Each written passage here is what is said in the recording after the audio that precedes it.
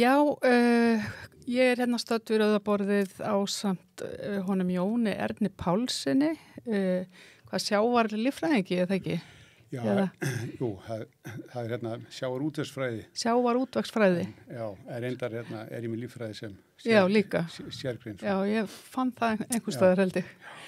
Ég búin að vera að fjalla eins sjókvía laxeldið hérna síðustu daga og aðeins svona frá mismunandi vinklum. Ég ræddi við Þóral Matthíasson prófessor í hagfræði í gær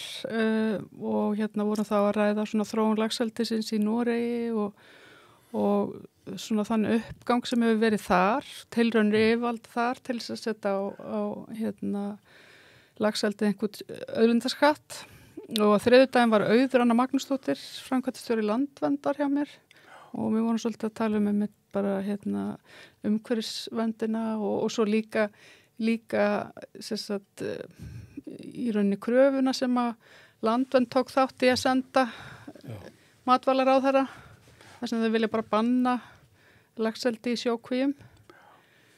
Þú kemur aðeins með annan vinkil, þú ert búin að vera í tilrauna tilrauna eldi í rauninni líka og reyna Já, ég hef eiginlega unnið að rannsóknum og þróunarmálum í fiskeldinu 40 ár og tók þátt í rekstri á laxeldsfyrirtæki, stofnun á einu fyrirtæki og var þar innan búið í 6 ár og hef verið í fleiri tegundum. Þorskin eða ekki? Jú, þorski, jú. Einmitt var að stýra þar verkefni og þannig núna ég ekki í neinu tengslu við þessi fyrirtæki og það var gríðarlega skemmtilegt og áhugavert að nota teóríuna og sjá hana virka í praxis og þegar við vorum að byrja þetta og í laxeldi til dæmis, við byrjum í Fjarðalax 2010 og það var síðan saminað inn í Arnarlax 2016 og síðan þetta reikið sem ein eining og ég verið að reka mitt rákjæða fyrirtæki í fiskeldi og öðrum verkefnum og það segist eins og að reynsla mín í laxeldinu svo að þetta hafi verið mikið af byrjunar vandamálum og sem að tengist mörguleiti því að stjórnendur voru reynslulitlir og kannski skorti þekkingu og það var engin tilbúin að fjármagna þetta innanlands. Það gekk ekki, við þurftum að fara til útlanda til þess. Þá fjármagnar rannsóknir eða bara reksturinn í rauninni, bara starta. Bara fyrst ef við byrjum þá eigum við ekki til dæmis nægilt fé til að gera alla hluti eins og æskilegt væri kannski, sambandi við fóðurinn, að við byggjum til dæmis landstöðar til að dæla fóðurinn út staðin fyrir að vera með pramma og það kannski ekki, þá getum við ekki verið með kvíarnar á besta stað endilega. Það þarf að vera nálægt landi, við getum ekki blásið nógu langt frá landi og annað sko. En svo er líka þetta sko að fiskeldið hérna á Íslandi til mis, það var enginn sem vildi fjárfesta í því, eins og segi, og það kom erlendi fjárfestar og eðli sínum fiskeldi til dæra áhættusöm atvinnugrein, mjög svo og það dregur að sér fjármagn sem til dæra áhættusækið en vil fá mikið tilbaka þá fyrir sig og þá eins og að veljast svona oft eru skammtímalausnir sem valdar stað fyrir langtíma og til dæmis Fjarðalax það keyrði mjög umhverfisvæna stefnu bæði með það að fara inn í vottanir og við seldum allan okkar lax genum vottanir þegar leiða áminnstofti og það var okkar stefna því að það dýrara að framlega lax hér en samkeppnislöndum og þá mæta því með hærra verði en svo sumleiti endaði þannig að erlendir aðilar koma inn og og finnst þessi stefna ekki rétt. Þeir frekar lækka kostnað, reyna það á móti og fara í samkeppni við annan fisk og það þýðir bara að það þarf að mæta kostnað ykkur þar og ég vil meina að mikið af þessu er byggt á því að það er svona skammtímalausnir. Þetta á ekki við öll fyrirtæki endilega en þetta svolítið, mér finnst þetta vera að hafa stefna svolítið að fara stað fyrir að framleiða votta geðvöru þá var farið í það að massa framleiða það og lækka kostnað En þegar þú segir að það sé dýrara að framleiða hér heldur víða erlendis? Það er bara út af tímanum sem tekur að framleiða fiskinn. Það er bara fjárbindingin að við erum með vetur hér sem eru 4 mánuðir nánast í sem fiskurinn vex hægt og þá þeir eru að framleiða 5 kilo fisk í Nóri bestu skilir á 12-13 mánuðum. Hérna tekur þetta 16-18 mánuði kannski og það þýðir bara meiri fjárbinding og meiri kostnaður og þessi þetta er gríðarlega stór þáttur í því að ná árangri í laxeldinu hér er að takast á við þennan langa vetur að hugsa sér velferð fisksins því að ef þú hugsar ekki velferðina þá ertu fljótur að veikja sjúkdómaþrótt fisksins og auka afföll og þannig að núna menn eru að læra þetta mjög hratt mörg áföllin hafa orðið til þess að menn eru að læra og þá má ekki enda dæma fyrir það, þetta er unga atvinnugrein hér en menn fóru svolítið geist mörguleiti að bæði með staðsetningar og framkvæmda þáttinn í laxeldinu en þetta þannig ég bæði gagnrýni á framkvæmdina en ég alveg fullviss það að þetta er ein umhverfisvænasta matvælaframleiðsla sem er fyrir utan það er bara garrækt því að fóðurnýtingin í fiski er gríðarlega há miðað við önnur húsdýr og það þarf svo mikið þróun í fiskafóðri, þú þarf minna en 1 kíló af fiski til að framleiða 1 kíló af laxi og þetta heldur áfram og þeir byrjar að búa til fitusýrur, hágeða fitusýrur með þörungum í dag og svo þróun heldur mjög hratt áfram. Þannig að það þarf ekki lengur að veiða fisk til að búa til hágeða lax, má segja Þannig að landbúnaður í dag hefur tekið 100 ára að þróast og laxeldi fyrr, en það skortir mikið á eftirlitsþáttinn sem þarf að huga hér á landi Einmitt. Já, hún var svolítið að fjalla það að hún auður Já. En það svo er það kannski líka hún vildi meina það að kerfi væri bara allt of þungt einhvern veginn til þess að læra það væri ekki hægt að fræða beint bara það kerfið einhvern veginn væri of þungt í vöfum en maður svona velti fyrir sér samt eins og með bara það sem hefur verið að gerast núna til dæmis í tengslu við Arnarlax varðandi þegar að sleppa fiskar inn í árnar það er svona mismunandi aðeins hvað fólki finnst það sumir telja það sé alveg stóralvarlegt Já, það er mismunandi skoðanir á því sem telja þetta hafi gríðarlega slæm áhrif og hafi verið sýnt fram á það en aðrir vilja meina alls ekki Já, stofnin jafni sig jafnvel Já, jafni sig og það þurfi gríðarlega mikið inngrip til þess að hafa áhrif því að við bara muna það að það er gríðarlega náttúrulega afföll í villtum stofnum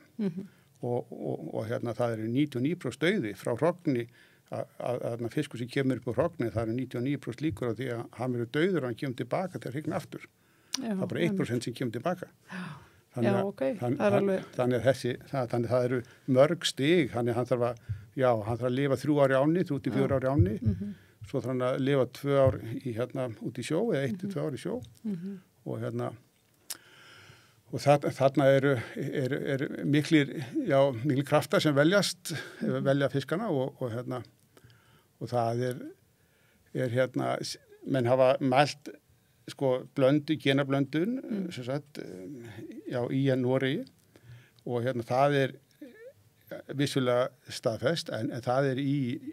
menn sjá það helst í litlum ám þar sem mest þéttleikinn af eldiskvíum og menn hafa verið þar í eldi núna í bara 50 ár eða 40 mistósti og þessi áhrif eru öll afturkræf það alveg klart sko, það bara Darwin sem slíkur sko. Bara sá sterkasti já, þannig nema áhrifin hafi séu það góð reyndar fyrir stofnin eða og ef þau eru þá góð og þá það kannski bara ekkert slæmt í rauninni nei, það hjálpar laxinum að lifa af í íslensku það svo erfitt að segja þú getur verið góð í ákveð tímabili en svo ef að umhverfisskilyrði breytast síðan þá ertu búin að taka hana breytileika út úr stofnunum til að takast á við ykkur áhrif en genaflæði á milli laxastofna náttúrulega það sagt allt við milli 2 og 12% sem fer milli áa þannig að þetta bara náttúrulegt í laxastofnum að villtistofnar villast á milli áa og svo þegar kemur eldislax þá búið að reikna það út og það norskir fræðingar sem að segja það þútt að 10% innblöndun í 50 ár til að hafa verulega áhrif og það er ekki til kannski eins og sko. Þannig að en þessi erðablöndun sem staðfesta, hún er ekki það ekki búið að sína fram á það að það sé í genum sem hafa áhrif á lífsafkomu laxins sko. Nei, þetta þannig að það sé í rauninni ekki búið að sanna það að það sé svo skaðilegt fyrir laxin að Nei, ekki þau tölum sko 100 ár sko og 1000 ár sko en það er náttúrulega mjög slæmt að sé að flæða fiskur út sko eins og í Noregi það eru 400 miljón laxar í kvíum þar sko við ströndina sko og bara lítið prósent af því ef það fer alltaf upp á sami staðina það er ekki jákvætt sko en það má segja það að maður sem við getum vísað í sko í hvernig breytingar geta haft áhrif á stofnin, það til dæmis hér á Íslandi að það er búið að veiða svo hart villtastofnin og sérstaklega stórlaxinn að það er búið að breyta erfðamengi villtastofnsins bara með stangveiði. Þess að stórlaxinn sem er stór kemur stóru hafi 2 ár í sjó, hann hefur fækkað 80% í mjög mörgum ám og bara meðaltali frá 1980 til svona 2000 á til það stundum tíma gríð og Þannig að það er ofveiði í stangveiði mönnunum Já, á stórlaxinu sérstaklega og það minnkar hæfni villtastofnsins til þess að takast á við breytingar í umhverfinu vegna þess að það bara eitt vont ár í ánni það er áhrif á þennan árgang sem er í ánni þannig að menn reyna að bjarga tilbaka með því að sleppa stórlaxinum aftur og það sýnir sig bara að það er að takast í flest tilfellum og sem sýnir hvað hæfni laxastofnsins er mikið að takast á við svona utanakomandi áhrif og það er alveg búið að sýna sig í mjög mörgur rannsóknum að eldislaxinn er afskaplega lélugur í því að fjölga sér í ánum sko og svo þegar seinni kynslóðin kemur sko tilbaka þá náttúrulega fyrst að vera þá náttúrulega býr hann bara til blöndu því að það er ekki ofta kannski eldislaxar hrygnir saman heldur hrygnir þá eldislaxi með viltulaxi þannig að það er komið blanda strax við fyrstu kynslóð sko. Strax búið að finnast og þannig að en þessi áhrif eru afturkræf, alveg klálega ef hérna. En nú eru menn komnir dálítið á rekspöl með því að búa til kynlausan lax hér á landi og þar að fara staðar rannsóknir, veit ég, í vor með útsendingu á fiski í því sandlið, þannig að atvinnugreinin er í stöður í þróun og hérna, hún er ekki inn í stöðnun, hún er í mikil í þróun og það er alltaf lægi að lefinni að gera verkum að hún hægja á sér, hún sé ekki í mjög miklum hraðri uppbyggingu sko, meðan mennur líka læra á umhverfi því að þessi áföll sem hafa komið, þau hafa oft komið með þekkingu sem frá Noregi og þeir þekki ekki umhverfi hér. Þegar það eru opnir fyrir hér og mjög mikið stóru veður hér, meðan þetta er yfirleitt mjög skjólgóður fyrir því í Noregi, sko. Mikið þrengri fyrir því. Miklu þrengri og hérna, þannig að... En hvernig, nú hefur verið gagnrýnt svo mikið bara einmitt eitranir á búnaði í kringum laxeldið,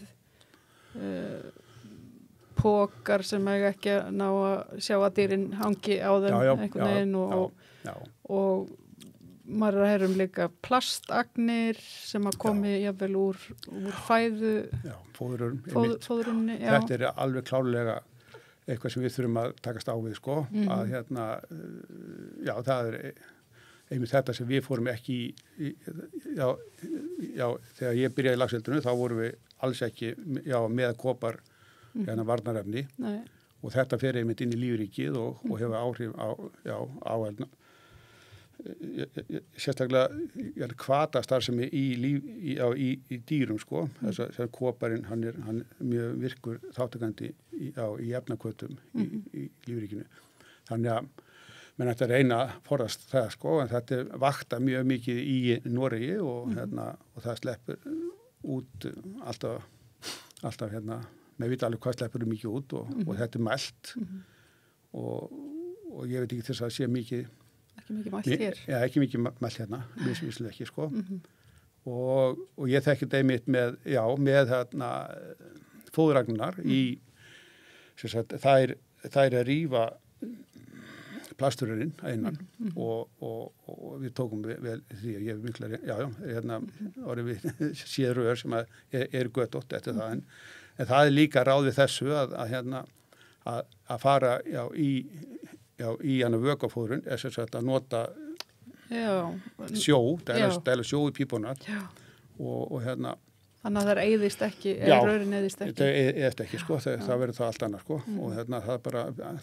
að breyta fóðrun aðeins, styrkja það, gagvart því að missa ekki næringarefni út, en að með þeir eru í pípunum. Þannig að það er hægt að finna alls konar aðferðir í rauninni og nota aðferðir þó að þessi jafnvel dýrara eða... Já, þetta þarf bara, sko, fyrirtækin fara ekki þessa leið nema eftirliti sé þar sko, þannig að það er eins og áður kom fram að ef eftirliti er slagta þá fara fyrirtæki þangað sem sem komast sko. Þannig að það þarf bara að klárlega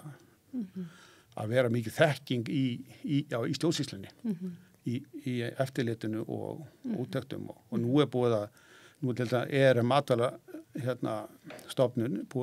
búin að búa til áhættuflokka fyrir fiskaldi sambandi við sko, hversu oft er heimsótt í fyrirtækin og það fyrir eftir límmassa og fleiri þáttum sem að og þannig að þetta er að koma hjá okkur en ég segi það bara frá þegar ég byrjaði að vinna í þessu 2009 bara í því að reka laxeldisfyrirtæki að þá var þekking stjórnsýslunni bara absolutt engin sko og yfirleitt ef hún var eitthvað þá var hún æfa forn og fordómafull og þannig að því að sko laxveiðimenn hafa haft gríðarlega áhrif á þróun í atvinnugreininni og það virðist vera að laxveiðimenn leynist við það og þeir og það er útskilað þannig sko en ég segi það á að tempra vöxtinn. Það á að tempra vöxtinn. Já, það á að tempra og taka lært. Það verður öllum í hag. Já, ég held sér öllum í hag sko. Að Ekki bara eitthvað að banna sjókvíaldið. Nei, þetta bæði betra sko. Það er svo landeldi ef við getum farið til það, þá er það sko, þá er ekki annarkvort eða sko. Nei, það er alltaf, til dæmis það þýr þá, þú getur ekki farið í landeldi með dælingu nema að sé þá sæmilega heitur sjór. Menn að byggja landeldi á Suðurströndinni, það er bara eina ástæð fyrir því. Það er að vetrarhiti í sjónum fyrir ekki undir 5 gráður þar. Það er eina sem ræði því. Það þýr ekkert að fara að byggja landeldistöðar hérna fyrir vestan eða norðan, þar sem að sjóurinn er ískaldur í 4 mánuði og þá er þetta bara að dæla vatnið til alltaf fiskinn lifandi en hann vex ekki neitt. Þannig að það þýðir það bara að sjókvíaldi leggst af umhverfislandi nema á Suðurströndinni en svo er spurningin, landeldi er það eitthvað svo umhverfisvænt? Það er ekki hægt að hreinsa til dæmis köfnunefni út úr landeldisstöðu nema bara 25% í saur því að hitt fyrir allt saman uppleist í vatninu út í sjó aftur. Út í fjöru bara ef menn fari ekki með fráreiðsli og dýpi, við svartum 20 metra dýpi, þá hefur þetta áhrif á fjörulífið á gríðarlega stóru svæði. Því að köfnunefni sem kemur frá sér uppleist í ammoniaksformi og þvagefni úr fiskinum og þetta hefur gríðarlega áhrif á allt fjörulíf og svo fyrir utan rafmagnskostnaði sko. Við þurfum að byggja fleiri vindmyllur ef því er að skipta til að ala lax í landi. Það er mun meiri raforkukostnaður með landeldinu. Já, margfalt sko. Menn að tala fyrir 10 tonna laxeldi þá þarftu svona 5-7 megavött. Þannig að og ég held að sé plönum að í Íslandi séu 130.000 tonn plön í laxeldi í landkerjum og þetta eru kannski 2 hvalavirkjanir á ströndum sem eru planaðar kannski, það eru 55 megavatt eins og slík, og er það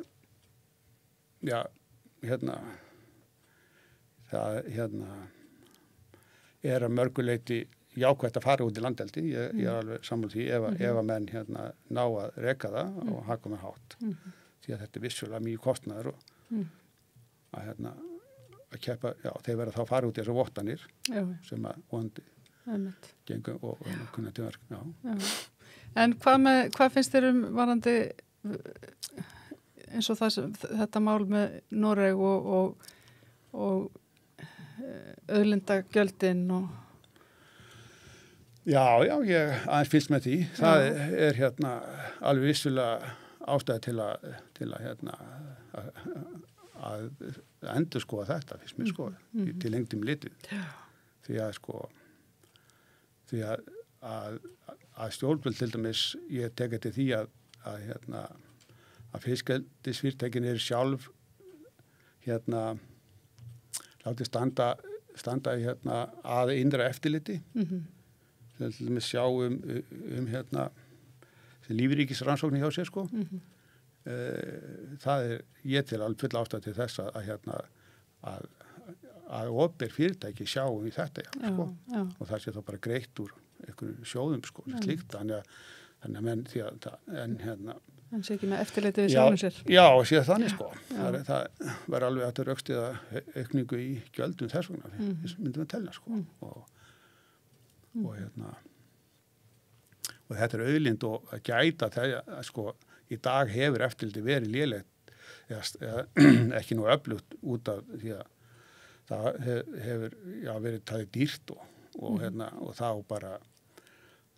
alls ekki að hleypa þessari grein neitt fram úr því að vera ekki sjálfbær og umhverfisvæn. Það bara þarf að virkilega votta það. Þannig að maður sér bara eins og þessi norsku fyrirtæki sem voru út í Síle til dæmis höfðu mikla þekkingu en það var náttúrulega lítill rammi þar sko, þannig að þau fóru sér að voða þar sko. Fóru sér að voða, já. Skilja eftir umhverfis. Já, bæði, já. Þannig Þannig að ég segi, já, ítrekka það bara að stjórnsýslan þarf að vera bara í lagi í kringum þessa grein, sko. Og þekkingin þar, sko.